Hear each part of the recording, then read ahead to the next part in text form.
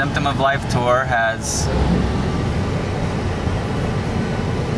ended up behind a horse carriage in Pennsylvania with Josh behind the wheel and me the passenger. And we're listening to some tunes, and we just listened to OMD's album from like 1990, 91 called Sugar Tax.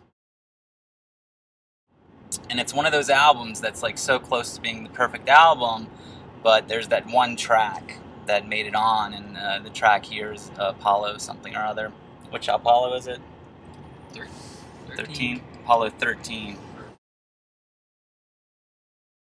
And it is just horrible. It's just a sample, some dance music, and it's like one small step for man, one giant leap for mankind. One small step for man, one giant leap for mankind. One small step for man, one giant leap for mankind. One small step for man, one giant leap for mankind. 4 more minutes. 4 more minutes. They just taken that 4-minute song just been off the album. It's all this really great like synth pop ballads, kind of like If You Leave, they did their biggest song. It's like they just took that model and repeated it like 9 or 10 times to perfection, and then like it's like track 8 or something. This like, yeah, it's just really a kind of a buzzkill. Like you go through the next 2 great songs, just kind of bummed out because you had to hear it. But I think opening for U2.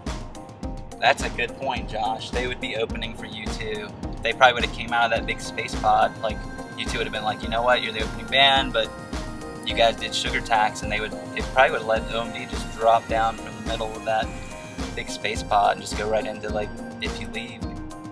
I don't know. In retrospect, they probably regret it. I don't want to rub it in case anybody ever sees this video, but it's something that's bothered me for close to 20 years now. So just listening to the album brought it all back. It was kind of painful. It's a great album. Don't get me wrong. I love it. It's like one of my favorites. But I just think it would be a lot more people's favorites too. That song had never gotten on there. I've put a turd on some releases before, you know. Nobody's perfect, but it's just like, gosh, you're such a well-oiled machine by the time that album came out. I just don't understand it. Like, I think right now, like everybody would have OMD Sugar Tax in their record collection, sharing it with their children. OMD probably hates all of our stuff.